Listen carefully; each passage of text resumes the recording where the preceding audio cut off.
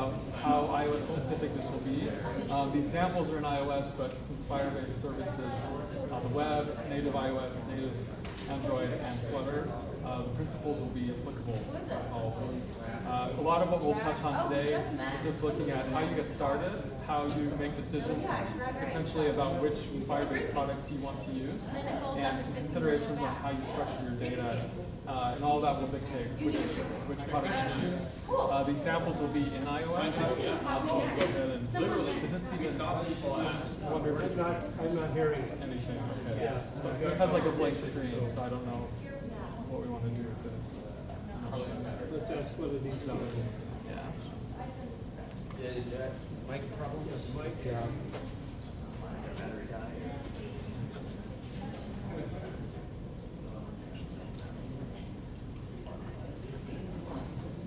Let's do a chat so I can find out how it works. Evil.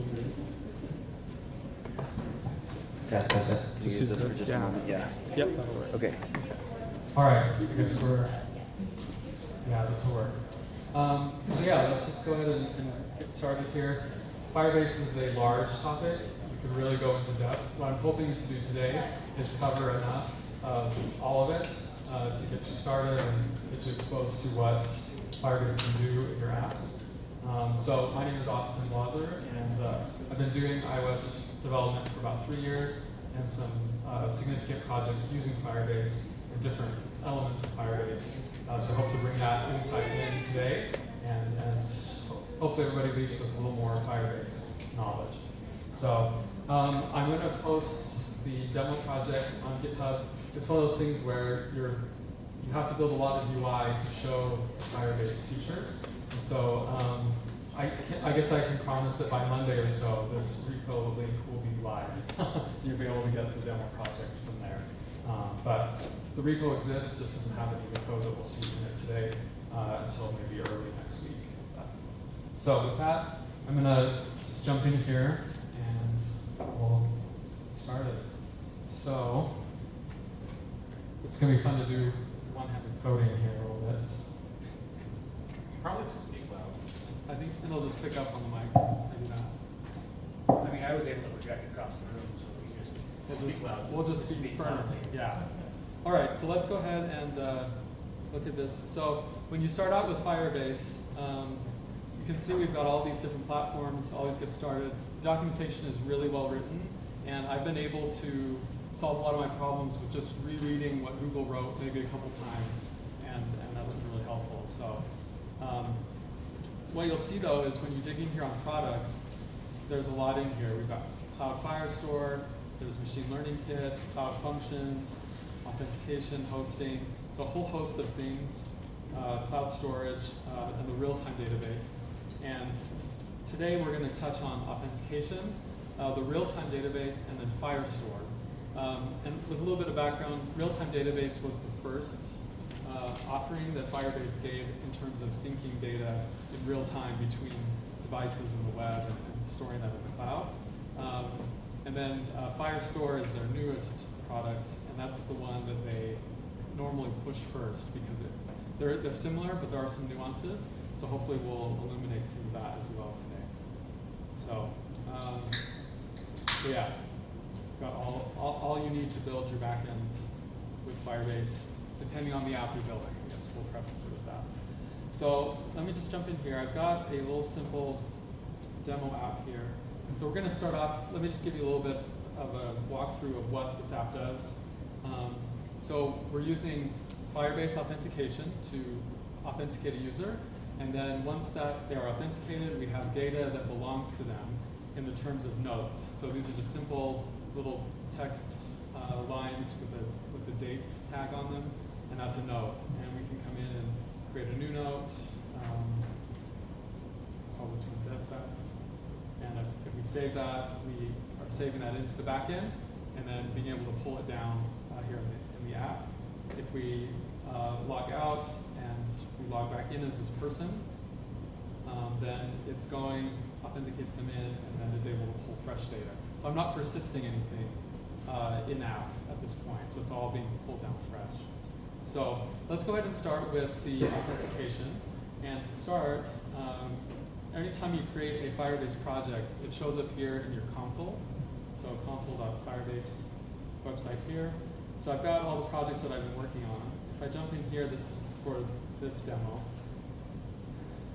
Over here on the authentication, when you first get started, you have to tell Firebase what type of authentication methods you want to allow. So they have a tab here called sign-in methods. And you can see I've enabled an email password type.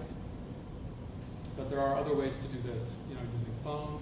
Some of these have rate limits, so you'll have to look at the pricing for like phone authentication. But you can see you've got signing with Google, all these other third-party options to sign in with.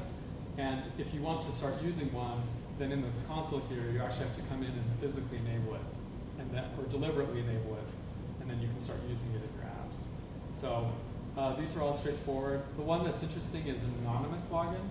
So let's say you have data in your database that you don't necessarily want the public to see, because if you have the address to your database and it's public, anyone can read that data. So sometimes you want data that's protected by only your apps, but you don't want users to create their own logins every time they launch your app, or the first time anyways. You can do an anonymous login that still authenticates them, and then maybe, let's say you're building a shopping app or something like that, where you want your users to engage and then convert their anonymous session into a real user account. And the SDK provides options to convert that. So you can provide a good experience for your users, have data that's behind a secure place, but then convert them when the time is right. So that's also an interesting option there. So I've got this enabled here. So let's take a look at how in iOS you do this.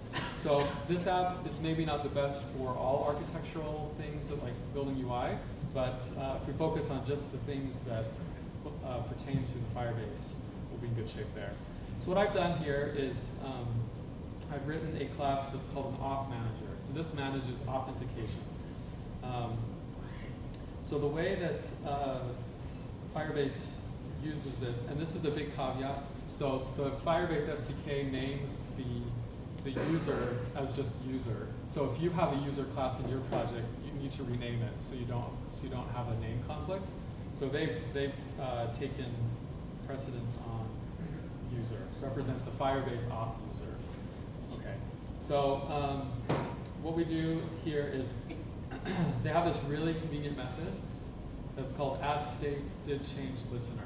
And this is really the way that Google recommends that this listener and the block that you pass in gets called anytime that the authentication state changes. So rather than querying on this auth object and asking, for example, who is the current user, you actually use the callback listener to manage it. And I'll show you, it makes it a really convenient way to handle authentication in your apps. And so when this gets called, you have a couple options. If the user gets passed back, if it's nil, that means there's no logged in user or the user has been logged out. So this will connect here in a second. So I'm using just a notification to let other UI know that, hey, the state has changed, we need to log someone in, or we need to present the screen to allow them to log in here. And then if you have a user, then you can do other things.